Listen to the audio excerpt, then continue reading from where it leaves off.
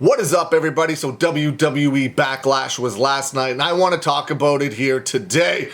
And you know, whenever I say Backlash, I think of that Joey Styles promo. Here, he's the one where he quits Raw, and he's like, I'm not good enough to call Backlash. That's what I think of every time I say Backlash. So Backlash was last night in Puerto Rico, and what an amazing crowd. They were on fire from the beginning all the way through to the end, especially when Zelina Vega and Carlito came out. What an absolute bonkers reaction those guys got. But let's start talking about what I think was probably the match of the night. The opener, Bianca Belair and Io Sky. They absolutely tore it up. There was one scary moment in that match where Bianca Belair was pressing Io Sky with one hand. That's right, one hand. Io Sky might not be that big, but she's still a human, and lifting a person with one hand, no matter how much the other person is helping out, is not an easy task. But there was a scary moment there because Io Sky, I assumed they were going to take the slam,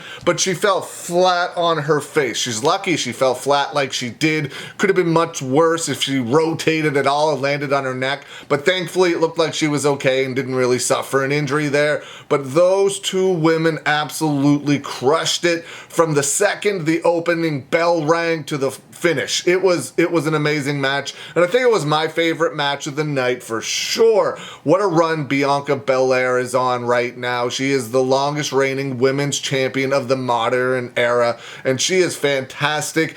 And the crowd last night actually turned on her a little bit. It's probably just the Puerto Rico crowd, but they were heavily behind Io Sky, and it was an amazing thing to see. It was kind of like when WWE comes to Canada. They call it Bizarro World because they never know who's going to get cheered or booed. But the Puerto Rican crowd was strongly behind Io Sky last night. And then we got Seth Rollins and Omos. And, you know, not much to really say about that match. It was what it was. Seth Rollins got a good match out of Omos, and I think Seth Rollins is going to be moving on to bigger and better. Now, maybe not bigger. Bigger... not stature-wise. He's going to be moving on to better things, I think. He'll be moving on to that new World Heavyweight Championship title tournament, I suspect. He could be one of the finalists. He could be the one to bring it all home. We will see shortly. I believe it starts tomorrow night on Raw. I think they said Raw or SmackDown this week. That tournament starts. And then we have Austin Theory, Bobby Lashley, and Bronson Reed. Man, Bronson Reed is an insane athlete. The moonsault that he hits for somebody his size is absolutely crazy. But Austin Theory was able to sneak out the victory there.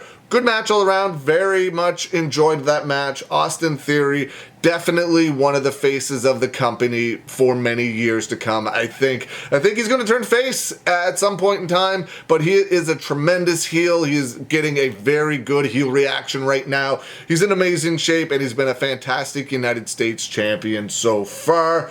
And then we have Zelina Vega and Rhea Ripley. What an amazing moment for Zelina Vega. There was absolutely zero chance that she was going to keep it together during her entrance, and especially during her introduction. Man, that Puerto Rican crowd gave her more love than anything. It was a wonderful thing to see. I have goosebumps watching it last night, and I got goosebumps again here right now talking about it. What an amazing moment for Zelina Vega. I'm speechless. I have no words to describe the crowd, the love the crowd gave her last night. And a very, very good match. As expected, though, Rhea Ripley picked up the victory. She is on another level now compared to the rest of the WWE roster, in my opinion. She's an absolute monster right now and is doing amazing things. I think she should have been the #1 overall draft pick, or even over Roman Reigns. I know, maybe that's controversial. I don't know. But Rhea Ripley would have been my #1 draft pick overall. What an amazing time right now in Rhea Ripley's career. But man, that moment for Zelina Vega will be something special, something she remembers for the rest of her life. Then we got Bad Bunny versus Damian Priest, and wow, what a performance by Bad Bunny, and what a performance by Damian Priest. What an insane match Damian Priest got out of Bad Bunny.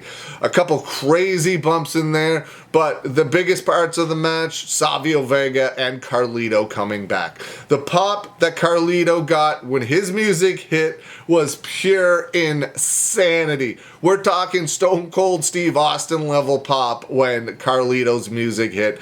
Very cool to see him back. Very cool to see Savio Vega back. Man, he looks like he still got it. Looks like he could go right now, today, with the way he lit up Finn Balor there in the aisleway. Such an amazing thing to see. Of course, Bad Bunny getting the victory there over Damian Priest. I don't know. I think Damian Priest and Bad Bunny should have probably been the main event. Send the crowd home happy with an amazing hometown boy getting the victory in the main event. I think that match should have been the main event over Brock Lesnar and Cody Rhodes. What a moment, though. What an absolutely spectacular match from both Damian Priest and Bad Bunny. Was it a technical? He hit a figure four. Was it a technical match? No, but it was a street fight. Bad Bunny isn't going to go out there and do a bunch of moves that Bret Hart does.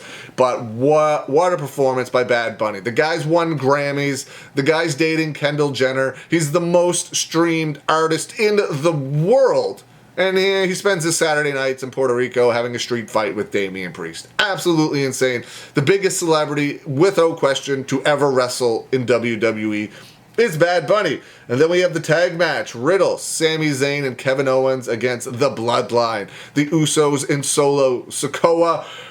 Good match, good match. I don't like Riddle being involved in this. Nothing against Riddle. It feels like he was just thrown into that storyline. But man, the story of that match for me was the Usos storytelling with their brother Solo Sikoa. I absolutely love their storytelling abilities. They're the best. They are absolutely the best right now. The Usos, Roman Reigns, Solo Sikoa. The storytelling they're able to do within their group, maybe because they're all family and it just looks better, gels better. I don't know, but it's absolutely amazing. I'm very excited to see where this storyline goes with the Usos and their brother Solo Sikoa. And we have the main event. We have Brock Lesnar versus Cody Rhodes, and Cody Rhodes picked up the victory. I loved how they went into that finish out of nowhere. That's just how it should be. Brock Lesnar had the Kimura lock on Cody Rhodes, but Cody Rhodes flipped his hips. He was able to pin Brock Lesnar's shoulders to the mat for 3 seconds. That's all he needed. It was 1, 2, 3. Brock Lesnar was bleeding badly during that match. He hit his head off the exposed turnbuckle pad, and just a great match, a great finish, but I do think that Bad Bunny and Damian Priest should have been the main event. But that's just my opinion. But overall, top to bottom, I loved this card. There was no dull moments for me. There were no bad matches. It was an incredible show, top to bottom. Everybody did what they were supposed to do. The only thing I would have changed, like I said, is Bad Bunny versus Damian Priest would have been the main event. Let me know what you think. What are your Backlash thoughts? Did you enjoy the show? Thumbs up, thumbs in the middle, thumbs down. For me, 2 thumbs up all the way. What did you think? Let me know. Leave some comments below. Hope you're having a good day, and I will see you again soon.